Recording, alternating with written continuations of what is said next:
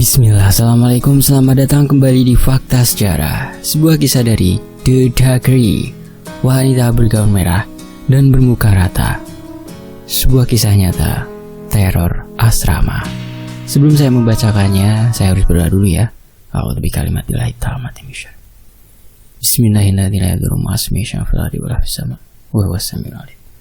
Allahumma shalli ala sayyidina Muhammad sallallahu alaihi wasallam. Ini dia selengkapnya.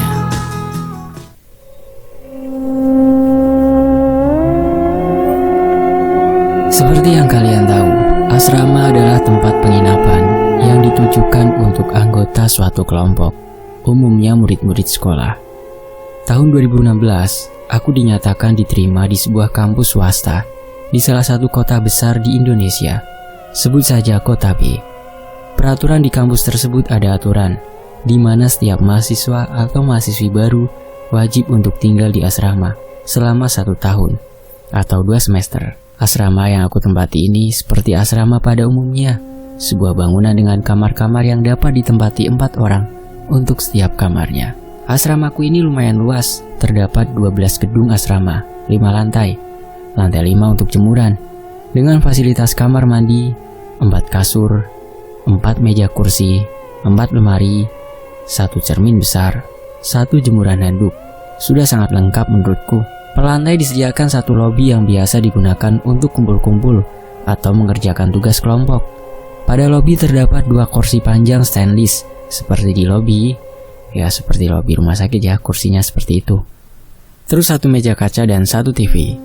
Setiap gedung terdapat ibu atau bapak help desk yang berjaga di lantai bawah dari pagi hingga malam, sekitar pukul 22. Serta cleaning service baik hati yang bersih-bersih lorong setiap pagi. Jadi bentuk gedung asramanya itu persegi panjang dengan pintu masuk gedung di bagian tengah terdapat help desk, lobi, dan tangga. Bagian kanan dan kirinya lorong, serta pintu-pintu kamar seperti kosan, dan di ujung lorong terdapat pintu darurat. Aku tinggal di asrama gedung 6 dengan kamar 426 lantai 4. Aku di sini adalah Fajar, David, Udin, dan Fridus. Semua nama samaran ya. Adalah teman sekamarku. Kami semua beda jurusan dan fakultas kecuali aku dan Firdus. Kami satu fakultas, namun beda jurusan. Bulan-bulan awal kuliah, kehidupan kita di asrama tergolong santai. Karena perkuliahan pun belum terlalu padat dan belum banyak tugas juga. Karena masih awal perkuliahan sampai suatu sore, tok tok tok tok. Sore, suara Udin sambil membuka pintu dan melepas sepatu. "Dari mana, Din, baru balik?" kataku yang sedang berada di kasur nomor 4. Jadi kamar itu kasurnya tingkat ya. Terdapat 2 kasur, 1 dekat pintu masuk dan satunya lagi dekat kamar mandi. Nah, kasurku dekat dengan kamar mandi dan di bagian atas. Sedangkan David di bagian bawah kasurku. Firdus dan Udin di kasur dekat pintu masuk. Tempat tidurnya Firdus di bagian atas, kalau Udin di bagian bawah. Di tengah-tengah antara kasur 1 dan 2 terdapat meja belajar yang berdempetan. Untuk denah kamarnya teman-teman bisa lihat di layar handphonenya ya. Coba dilihat dulu. Dan Udin pun baru menjawab pertanyaanku. "Iya, habis first meet sama anak-anak kelas." Udin menutup pintu kamar dan dia segera menuju kasur untuk rebahan sembari memainkan ponselnya. Sementara itu, jam di dinding menunjukkan angka 5. Tanda sebentar lagi matahari akan bertukar posisi dengan bulan. Karena posisi kamarku dekat dengan lobi lantai 4, jadi kadang terdengar suara orang-orang penghuni asrama yang sedang kumpul di lobi. Asrama ini dipisah ya antara gedung cewek dan cowok. "Gimana first meet-nya, Din? Seru gak anak-anak kelasnya?" kata David sedang duduk di meja belajar 4. "Lumayan lah, cuman belum terlalu akrab," kata Udin sembari memainkan ponselnya. Waktu pun berlalu, jam sudah menunjukkan pukul 22, semuanya pun mulai tertidur pulas. Aku terbangun. Kulihat jam di dinding masih pukul 2 malam. Aku terbangun gara-gara aku dengar suara geretan benda di lorong depan kamar. Seperti kursi besi yang digeret perlahan. Sret, sret, terdengar dari lorong depan kamar. Oh, mungkin tetangga asrama yang mindahin kursi, pikirku dan lanjut tidur. Paginya akunya terbangun pukul 7 pagi. Aku segera mandi karena akan mencari sarapan. Kebetulan hari ini kuliah siang. Tok tok tok tok. Suara ketukan pintu kamar mandi. Aku yang lagi mandi nyaut dong. "Siapa? Mau mandi? Bentar ya," kataku. Tidak terdengar jawaban dari luar, dan aku lanjut mandi. Saat keluar dari kamar mandi, aku tengok teman-temanku masih tertidur di kasurnya masing-masing. Aku masih positive thinking. Jail nih, pasti pura-pura tidur, kataku dalam hati. Aku lanjutkan niatku untuk mencari sarapan. Beberapa minggu berlalu setelah suara seretan kursi besi dan ketukan pintu, ada Fridus yang bercerita kepadaku. Jar, ngerasa nggak di asrama ini banyak kejadian aneh? Ucap Fridus membuka pembicaraan. Enggak sih, sejauh ini masih aman, kataku. Memangnya kejadian aneh seperti apa? Lanjutku. Di sini aku akan bercerita dengan sudut pandang Fridus sebagai orang pertama. Jadi gini Jar, beberapa hari yang lalu pas aku tidur, aku terbangun. Aku lihat jam dinding masih pukul 2 malam. Aku terbangun gara-gara aku dengar suara seretan kursi dari depan kamar kita. Aku penasaran siapa sih yang seret kursi malam-malam gini, depan kamar orang lagi. Ganggu orang tidur aja. Karena penasaran, aku intip dari kaca di atas pintu. Soalnya kan kasurku di atas deket pintu, jadi deket ke jendela kaca di atas pintu. Pas kulihat, ternyata sosok perempuan bergaun merah, gaun pesta gitu. Posisi dia membelakangiku. Dalam pikirku, kok bisa perempuan malam-malam masuk gedung asrama cowok? Tidak lama kemudian, perempuan itu diam tidak bergerak. Perlahan dia menggerakkan kepalanya pelan banget, sampai kepalanya memutar ke belakang 180 derajat. Dan sekarang wajah kami saling bertatapan, mukanya rata. Aku yang shock melihat wajahnya itu, cuma bisa kaget, terpaku melihatnya. Dia tertawa melengking, melihat aku yang terpaku. Aku hanya bisa menyebut nama Tuhanku dan berdoa. Rasanya aku ingin menangis karena saking takutnya. Jarak antara aku dan wanita itu hanya sekitar 1 meter. Terhalang kaca atas pintu. Sedekat itu aku dengan hantu itu. Aku terpaku cukup lama sampai akhirnya aku bisa bergerak dan menutup sekujur tubuhku dengan selimut. Suara tawanya masih bisa ku dengar di dalam selimut. Aku masih sangat ketakutan. Aku paksa mataku agar terpejam. Akhirnya aku tertidur pukul 3 dini hari. Paginya aku terbangun pukul 8. Aku sudah melewatkan mata kuliah pagi. Tapi aku tetap segera bersiap-siap untuk pergi ke kampus, karena aku gak mau lama-lama di asrama ini. Kembali ke sudut pandang Fajar. Mendengar cerita Fridus seperti itu, aku sedikit tidak percaya. Karena asrama ini terlihat sangat nyaman dan bikin betah. Tempatnya bersih, kamar luas, sudah full perabot, wifi, kamar mandi dalam, dan ternyata bukan cuma Fridus yang mengalami teror itu. Beberapa hari berlalu setelah pertemuan Fridus dengan wanita bergaun merah muka rata itu. Sampai suatu malam, ada David dan aku di kamar, yang lain sedang mencari angin keluar. David membuka pembicaraan. Jar, kamu pernah dengar suara kursi diseret nggak kalau malam? Tanya David. Pernah sih. Palingan itu tetangga yang habis dari lobi bawa kursi, jawabku. Di sini aku cerita berdasarkan sudut pandang David ya. Aku di sini adalah David, bukan Fajar. Beberapa malam ini aku terbangun tengah malam, tepatnya pukul 1. Entah apa yang membangunkanku, tapi setiap aku melek, rasanya kantukku udah hilang. Badanku seger. Meski lampu kamar mati, aku masih bisa melihat dengan jelas. Udin tertidur lelap. Jadi Udin dan David tidur di kasur bawah semua ya, jadi bisa kelihatan kalau Udin sedang tidur, begitupun sebaliknya. Tiba-tiba perhatianku tertuju oleh suara di depan kamar. Sret, sret, seperti ada kursi yang diseret. Tak lama setelah terdengar suara itu, aku melihat bayangan hitam dari kamar mandi di dekat jemuran handuk. Bayangan itu terlihat jelas seperti sosok perempuan. Kenapa David bisa melihat bayangan cewek? Ya karena kamar gelap, dan lampu kamar mandi menyala, pintunya terbuka, sehingga apabila ada objek yang berdiri di kamar mandi dekat pintu, akan terbentuk bayangan. Di malam kedua bukan lagi suara kursi digeret, melainkan suara pintu diketuk. Tok tok tok tok tok tok. Suara ketukan itu berjeda. Tok tok tok. Aku jawab, siapa? Tak ada jawaban. Namun mendengar ada suara langkah kaki menjauh, aku pikir, apaan sih? Malam-malam rese, ganggu orang tidur. Akhirnya aku coba untuk kembali tidur. Malam ketiga, aku terbangun lagi di pukul 1 dini hari. Kembali ku dengar suara pintu kamar diketuk. Lebih tepatnya digedor. Duk, duk, duk, duk, duk. Suaranya keras dan cepat. Kayak ada orang yang minta segera dibukain pintu. Saat ini aku mulai merasa ada yang aneh. Gak mungkin teman-temanku balik dari kampung halaman. Baru tadi pagi mereka berangkat dan gerbang asrama ditutup oleh satpam jam 11. Posisi aku sedang sendiri, semuanya lagi pada mudik di kampung halaman. Karena saat itu weekend, aku tidak balik karena ada deadline tugas. Aku diam saja, tak memberi respon. Sial, aku sendirian di asrama malam-malam gini, kataku dalam hati. Tak berselang lama, kamar kembali digedor. Duk, duk, duk, duk, duk, duk, duk, duk. Semakin lama semakin keras ketukan itu. Akhirnya aku hanya bisa diam di kasur dan menutup sekujur tubuh dengan selimut. Semuanya tiba-tiba hening. Tak berselang lama, aku mendengar suara seorang wanita. Suaranya kecil, tapi cukup jelas menerima apa yang dikatakannya. Aing nyaho, maneh can sare. Diikuti suara ketawa melengking khas teteh kuntai. Aku hanya bisa berdoa dalam hati, semoga malam ini cepat berlalu. Dan cerita dari sudut pandang David selesai. Aku mendengar cerita David mencoba menghubungkan yang telah diceritakan oleh Firdus sebelumnya. Aku berpendapat jangan-jangan pelakunya sama. Di sisi lain, selang beberapa hari setelah kejadian yang menimpa David, aku bertemu dengan Firdus di gedung fakultas. Aku sapa dia, dan sekalian kutanyakan beberapa hal tentang kejadian yang menimpa teman sekamar, David. Firdus, kamu udah diceritain sama David belum? Tanyaku. Cerita apa? Lalu kuceritakan kembali apa yang diceritakan David.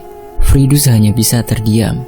Kemudian berkata, seperti yang menimpaku waktu itu, Jar. Kok bisa ya? Tanyaku. Aku pernah sih mendengar suara geretan kursi tengah malam di lorong depan kamar. Tapi aku masih berpikir positif. Lanjutku, aku juga pernah ketindihan, kata Firdus. Jadi menurut Firdus, ia terbangun pada tengah malam. Ia tidak bisa memastikan pukul berapa kejadian itu. Tapi yang terjadi adalah Firdus mengalami ketindihan atau sleep paralysis. Firdus merasa seperti ada yang menekan dari atas. Badan Firdus tak bisa digerakkan. Namun ia masih bisa membuka mata dan melihat sekelilingnya. Ia bisa melihat David dan aku tertidur pulas. Semakin Firdus mencoba menggerakkan badannya, semakin pula ia tertekan dan tak dapat bergerak sampai ujung jarinya. Di saat itulah ia menyadari bahwa ada yang menimpanya. Ia melihat bayangan merah di atasnya. Semakin lama semakin terlihat jelas dan membentuk sosok wanita berambut hitam panjang dengan gaun merah. Sosok itu seperti mendekatkan wajahnya ke wajah Firdus, seperti sedang memperhatikan wajah Firdus dengan muka yang sudah tidak berbentuk rata. Firdus yang ketakutan mencoba untuk berteriak sekuat tenaga, namun tak bisa. Hingga akhirnya ia tak sadarkan diri. Tiba-tiba ia terbangun dari tidurnya dengan perasaan kaget dan takut. Ia pun langsung duduk beristighfar untuk menenangkan diri. Dilihatnya jam dinding kamar menunjukkan pukul 3. Ia melihat semua teman-teman kamarnya tidur dan badannya tertutup selimut. Firdus tidak begitu menanggapi hal itu dengan serius, karena ia berpikir bahwa apa yang dialaminya hanyalah mimpi. Selang beberapa hari setelah kejadian tersebut, penghuni kamar sering mengalami kejadian aneh seperti 1. Kursi depan meja belajar bergeser sendiri. Yang kedua, suara ketukan pintu di kamar mandi. Yang ketiga, jemuran handuk tiba-tiba terguling. Yang keempat, makanan yang baru beli pas mau dimakan tiba-tiba basi. Semakin lama suasana di kamar asrama semakin tidak kondusif. Menurutku, Din dan Firdus sering ketindihan apabila salah satunya tidur sendirian di kamar. Sampai dimana saat di bulan-bulan terakhir di asrama, kali ini aku yang diganggu. Pada awalnya aku terbangun pukul 1. Saat itu semuanya sedang mudik, dan giliran aku yang tidak balik karena menjadi panitia acara di kampusku. Aku terbangun karena tenggorokanku terasa kering haus. Jadi aku turun dari kasurku yang di atas untuk mengambil minum di meja. Saat sedang minum terdengar suara seretan kursi dari luar. Awalnya cuek karena takut juga sedang sendiri di kamar. Langsung beres minum, aku kembali ke kasur atasku yang dekat kamar mandi. Terdengar suara seretan kursi kembali. Sret, sret. Karena merasa terganggu, aku menggertak dengan suara keras. Berisik! Lalu seketika hening, tak ada suara apapun. Di sini posisiku tidur terlentang. Tak lama dari hening itu, tiba-tiba ada sosok wanita bergaun merah, rambut panjang, muka rata, duduk di atas badanku dan berkata sangat kencang. Jangan suka ngatur saya. lalu sosok tersebut menghilang. Semenjak itu setiap ada suara apapun itu, aku cuek karena kapok. Menurut beberapa temanku yang paham begituan, asrama gedung aku sekarang makin ramai oleh mereka yang tak kasat mata. Kebanyakan dari tempat lain dan bisa sampai ke sini karena mengikuti anak-anak asrama. Kemudian mereka betah di sini. Jadilah mereka menetap di sini. Dan aku setelah check out asrama karena sudah tahun tinggal di sana, ngontrak rumah di daerah depan kampus. Sejak masa asrama selesai, aku dan teman-teman kelasku, Jamie, Valdi, Doki, Hilmon, dan Ramdan, telah sepakat untuk ngontrak rumah. Ya, menurut kami ngontrak rumah banyak keuntungan, mulai dari mengerjakan tugas bersama, hingga saling mengingatkan jika ada perkuliahan. Jadi nggak akan telat atau kesiangan. Kontrakan kami berada di salah satu perumahan yang jaraknya tidak terlalu jauh dari kampus. Kontrakannya cukup luas dan memiliki 2 lantai. Lantai 1 terdapat ruang TV, 2 kamar tidur, kamar mandi dan dapur. Lantai 2 terdapat 3 kamar tidur, kamar mandi dan gudang. Untuk denahnya teman-teman bisa lihat di foto ya. Dilihat dulu HP-nya. Denah lantai 1 dan halaman depan. Lalu ada denah lantai 2 juga. Sebelum menempati kontrakan, kami semua melakukan survei ke rumah yang akan kami tempati.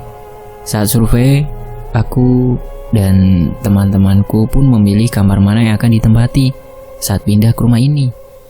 Kamar 1, Doki dan Jamie. Kamar 2, Ramdan. Kamar 3, Hilmon. Kamar 4, Valdi. Dan kamar 5, Fajar, aku. Kontrakan yang aku tempati ini memiliki fasilitas yang cukup lengkap, seperti lemari TV, TV LED 34 in, kulkas, wifi, dapur full set, karpet, dan fasilitas kamar lemari pakaian, kasur, dan meja. Terkecuali kamar 1, karena kamarnya cukup luas dan memiliki fasilitas 2 lemari pakaian, 2 kasur, 2 meja. Tetangga kontrakan kami baik dan ramah. Tidak pernah ada percekcokan sama sekali di antara kami, dan benar-benar sangat rukun. Oke, sepertinya penjelasan seputar kontrakan sudah cukup ya. Back to main story. Hari pertama pindah ke kontrakan, aku sangat bersemangat. Karena akhirnya bisa terbebas dari teror mengerikan saat di asrama. Jujur kontrakan ini sangat nyaman. Karena selain luas, fasilitasnya pun lengkap. Minggu pertama dan seterusnya tidak ada hal yang aneh yang terjadi. Kontrakan terlihat normal, walau ruang TV dan dapur sedikit berantakan. Maklum penghuninya cowok semua. Beres-beres kalau mau ada orang tua datang doang. Oh iya, kamar 3 ini kan tepat di atasnya kamar 1 ya. Lantai kamar 3 ini berbeda dengan lantai kamar 4 dan 5. Lantainya terbuat dari kayu. Jadi aktivitas yang dilakukan Hilmon di kamarnya bisa terdengar oleh Jamie dan Doki, walau samar-samar. Contohnya, jika Hilmon melangkah dan menggeser lemari, seret, duk, suara lemari saat dibuka atau ditutup. Kehidupan kami di kontrakan cukup sibuk, karena perkuliahan sudah mulai memasuki semester 3. Padatnya perkuliahan dan banyaknya tugas membuat kami jarang berada di kontrakan. Sampai suatu malam, jam menunjukkan pukul 19. Aku, Doki, dan Jamie sedang di ruang TV, duduk santai sembari menonton TV. Sepeda gue taruh dalam gak apa-apa kan ya? Kata Jamie membuka pembicaraan. Banyak bocor, mager nambal, lagian ngampus kan gue boncengan sama lu Ki. Lanjutnya, sewaktu asrama, Jamie bisa membawa sepeda BMX untuk berangkat kuliah. Karena jarak dari asrama ke fakultas lumayan jauh, walau masih satu lingkungan kampus. Asrama di belakang dan fakultas di depan dekat pintu keluar mobil. Ya udah, simpen di situ aja, jawab Doki menuju ke dekat kulkas. Iya, simpen situ aja, biar gak ngalangin jalan juga, kataku. Siap, kata Jamie. Jamie pun langsung berdiri dan memasukkan sepedanya untuk disimpan dekat kulkas. Tak lupa menutup pintu karena sudah malam. Terdengar suara motor masuk ke garasi. Selang beberapa menit, kemudian terdengar suara ketukan pintu. Tok tok tok tok. Terlihat Ramdan dan Hilmon membuka pintu. Abis dari mana lu? Jam segini baru balik, tanya Jamie. Kerja kelompok, jawab Ramdan. Kelompok lu gak kumpul? Lanjutnya. Ini lagi kumpul, jawabku. Kebetulan aku sekelompok dengan Jamie dan Doki. Oh iya, lupa aku, kata Ramdan sambil menepuk jidat. Maneh tiluan kan sakelompok, lanjut Ramdan.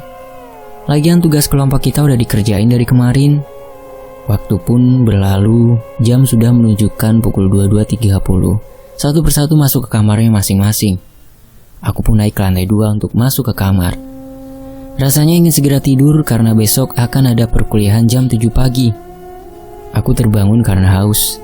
Tak lama setelah aku minum air yang ada di meja kamar, terdengar ada suara batu kerikil yang dilempar ke kaca jendelaku. Aku pun melihat jam menunjukkan pukul 2 malam. Jadi kasurku ini dekat jendela yang menghadap ke bagian depan rumah. Dari kamarku ini di lantai 2 terlihat jalan depan komplek rumah. Siapa sih malam-malam lemparin batu ke jendela rumah orang? Kataku sambil membuka gorden dan melihat keluar jendela. Betapa kagetnya aku melihat sosok pocong dengan kain putih kotor bercak-bercak bekas tanah gitu. Dengan muka hitam dan matanya merah menyala menatapku. Sontak aku pun menutup gorden dan menutup seluruh tubuhku dengan selimut. Ini apaan lagi? Waktu di asrama teteh kuntai, sekarang om pocing. Kataku dalam hati. Saat itu aku langsung membaca doa-doa yang terlintas di pikiranku. Selang beberapa menit terdengar suara ketukan pintu kamarku. Tok tok tok tok. Suaranya pelan dan berjeda. Aku merasa lega. Ternyata ada teman sekontrakanku yang belum tidur. Segeralah aku membukakan pintu. Saat aku buka pintu, ternyata tidak ada siapa-siapa. Tanpa berpikir panjang, aku pun langsung menutup pintu dan menguncinya. Aku langsung loncat ke kasur dan menutup sekujur tubuhku dengan selimut. Aku berusaha untuk tidur kembali dengan memejamkan mata. Rasanya malam ini ingin cepat berlalu.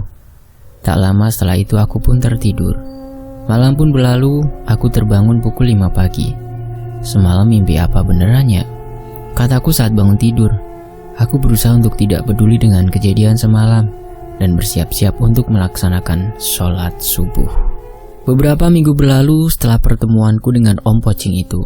Sampai suatu hari saat sedang di kantin kampus ada aku, Ramdan, Jamie, dan Doki. Aku pun membuka pembicaraan.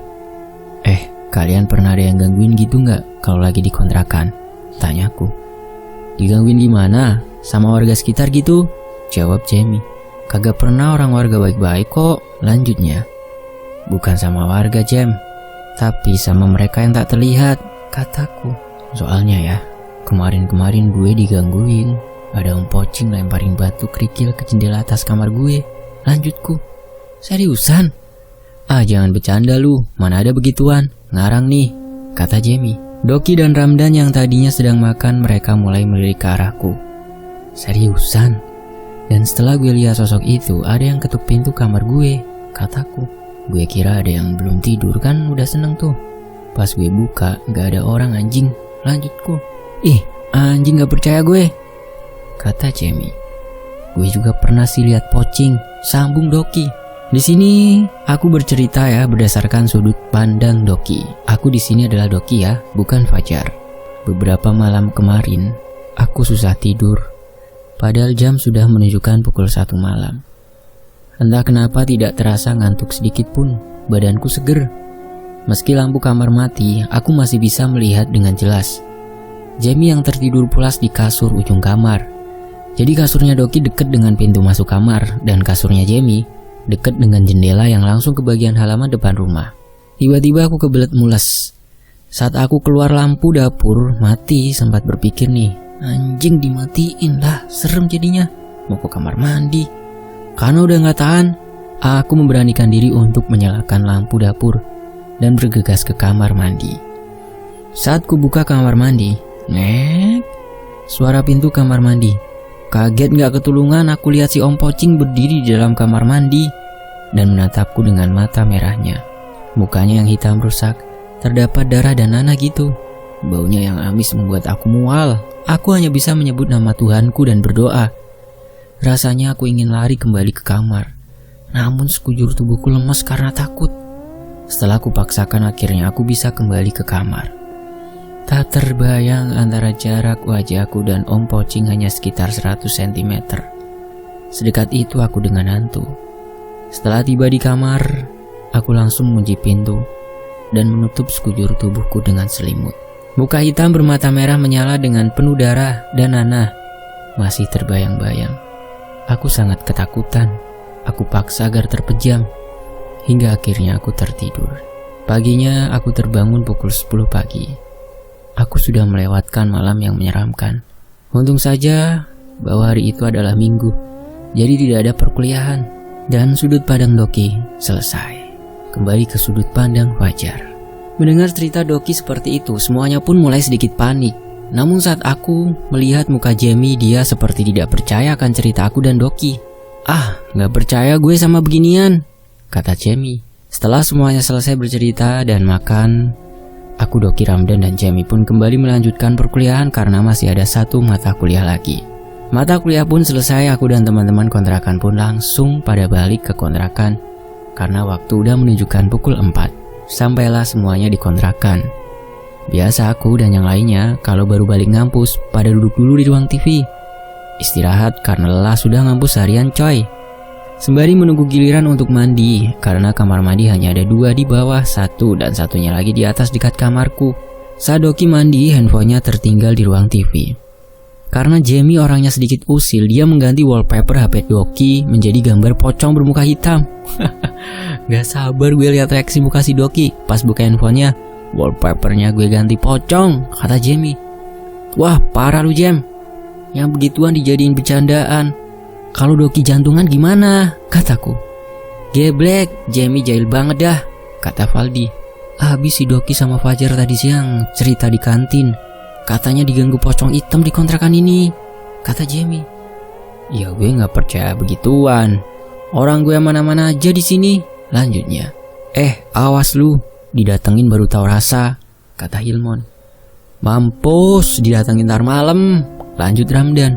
"Bodoh amat anjing, gue gak percaya begituan," jawab Jamie. Dan benar saja, saat Doki membuka kunci layarnya, dia kaget sampai handphonenya mau dilempar. Emang gak pakai pin HP-nya Doki? Pakai pin. Kok Jamie bisa buka? Lah, jadi Jamie tahu pinnya karena sering pinjam HP Doki. Waktu pun berlalu, kuliah jam menunjukkan pukul 10 malam. Semuanya sudah kembali ke kamar masing-masing. Karena telah melewati hari yang melelahkan, ingin segera istirahat. Keesokan harinya saat sedang di kampus, Jamie menghampiriku dan membuka pembicaraan. "Oh ya Jar, gue mau cerita nih, kejadian semalam," kata Jamie dengan muka ketakutan, sembari tengok kanan kiri. Dari sini aku akan bercerita berdasarkan sudut pandang Jamie ya, sebagai orang pertama. Saat itu aku sedang memainkan handphoneku sembari rebahan. Si Doki udah tidur nyenyak. Ya udah, karena aku juga mau tidur jadi aku matikan lampu kamar. Tak lama setelah mematikan lampu, aku pun tertidur. Tiba-tiba aku terbangun. Kulihat jam di handphone pukul 1.30 pagi. Tak lama terdengar ada suara barang yang jatuh seperti guling atau karung jatuh. Disitulah aku masih bodoh amat sama suara itu dan berniat melanjutkan tidur karena masih tengah malam. Kemudian terdengar kerikil dilempar ke jendelaku. Karena posisi kasurku dekat dengan jendela, jadi suaranya cukup mengganggu. Aku pun melihat keluar karena penasaran. Siapa sih yang usil malam-malam lempar kerikil? Kubuka sedikit gorden kamarku untuk mengintip keluar. Kampret, ternyata si Doki sama Fajar gak bohong, kataku. Di situ aku melihat sosok Om Pocing yang diceritakan oleh Doki dan Fajar. Karena takut, aku pun tidur di lantai dengan beralaskan bed cover dekat kasurnya Doki. Karena takut berada dekat jendela. Tak lama kemudian jendela kamarku digedor-gedor. Terlihat bayangan di jendela. Sudah dipastikan bentuk bayangan seperti itu, apalagi kalau bukan pocong. Seperti sosok itu berdiri tepat di depan jendela kamarku. Ingin rasanya membangunkan Doki, karena kasihan takutnya dia nggak mau lagi sekamar denganku. Jadi kuurungkan niatku membangunkan Doki dan menutup sekujur tubuhku dengan selimut. Kenapa Jamie bisa melihat bayangan? Ya karena kamar gelap dan lampu depan rumah menyala, sehingga apabila ada objek yang berdiri atau melintas dekat jendela, akan terlihat bayangannya dari dalam. Akhirnya aku tertidur. Aku kira malam itu akan berlalu setelah aku tidur. Ternyata tidak. Aku kembali terbangun. Kali ini aku mengalami ketindihan atau sleep paralysis atau erep-erep. Aku tidak dapat menggerakkan seluruh badanku. Hanya mataku yang dapat melihat ke samping dan ke depan. Terlihat sosok pocong itu berdiri di samping lemari pakaian Doki yang sedang memandangku. Dan saat kulihat ke bawah, badanku terbungkus oleh kain putih yang ada bercak tanah kotor gitu. Pokoknya khas Om Pocing. Karena saking takutnya aku tertidur, pingsan mungkin. Dan sudut pandang Jamie selesai. Kembali ke sudut pandang Fajar sebagai orang pertama. Aku yang mendengar cerita Jamie pun terdiam dan berkata dalam hati, kampret lah, kemarin teteh kuntai sekarang si Om Pocing muncul. Selang beberapa hari setelah kejadian yang diceritakan Jamie, semuanya mudik karena saat itu libur cukup panjang sekitar 4 hari, tidak ada perkuliahan. Tanggal merah dan dosen berhalangan hadir. Hanya Ramdan dan Valdi yang tidak ikut mudik karena alasan tertentu. Aku sedang di rumah, terlihat notifikasi chat grup kontrakan rame di handphoneku. Ternyata Ramdan dan Valdi telah melihat kejadian aneh. Jadi mereka berdua selesai beli makan malam. Ramdan dan Valdi makan bareng di ruang TV sembari ngobrol. Tiba-tiba speaker TV berbunyi keras, padahal kabel speaker tidak nyambung dengan stop kontak listrik. Selang beberapa minggu setelah kejadian itu, grup chat kontrakan kembali diramaikan karena Jamie dan Doki mendengar suara langkah kaki dan lemari dibuka tutup dari atas kamarnya. Atasnya kamar Doki dan Jamie itu kamarnya Hilmon.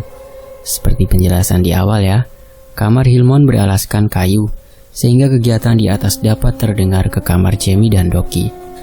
"Mon, lu di kamar, sini turun pusreng," chat Jamie di grup kontrakan. "Kan gue lagi di rumah Jam dari kemarin, lagian kamar dikunci," balas chat dari Hilmon. Jamie pun terdiam dan tak berani untuk mengecek kamar Hilmon di atas. Tapi udah sangat jelas di situ suara aktivitas Hilmon yang biasa Doki dan Jamie dengar jika Hilmon sedang di kamarnya. "Lalu siapa yang ada di kamar Hilmon?" kata Jamie sembari menatap Doki. Doki hanya menggelengkan kepala dan memasang wajah ketakutan. "Seriusan Mon? Gue denger suara langkah sama lemari di kamar lu," chat Jamie di grup kembali. Yang bener, gue lagi di rumah nih, gak lagi di kontrakan loh," jawab Hilmon. "Jangan nakut-nakutin lah anjing," lanjutnya di grup chat. "Seriusan cok," balas Jamie. "Setelah kejadian itu banyak hal aneh yang terjadi seperti satu, suara yang berlari di tangga. Tangga terbuat dari kayu. Yang kedua, suara keran air yang menyala pas dicek mati. Yang ketiga, TV yang tiba-tiba menyala sendiri. Yang keempat, kadang melihat Teteh Kuntai sedang duduk di sepeda dekat kulkas." Ingin rasanya pindah kontrakan, namun salahnya kami semua sudah membayar kontrakan untuk 2 tahun. Dan itu bukan uang yang sedikit. Sayang juga udah dibayar kalau nggak ditempatin. Gak ada duit juga buat ngontrak atau ngekos laginya. Kita harus yakin kalau kita itu nggak pernah sendirian. Ada kehidupan lain yang berdampingan dengan kita, dan mereka juga ingin dihargai. Jadi dimanapun kita berada, jangan lupa untuk permisi. Coba tengok kanan kiri kalian, siapa tahu mereka ikut baca cerita di sini. Terima kasih semuanya sudah menyimak kisah ini di Fakta Sejarah. Terima kasih Mas Fajar, terima kasih teman-teman. Saya pamit, wassalamualaikum warahmatullahi wabarakatuh. Sampai jumpa di kisah lainnya. Tetap di Fakta Sejarah. Alhamdulillah.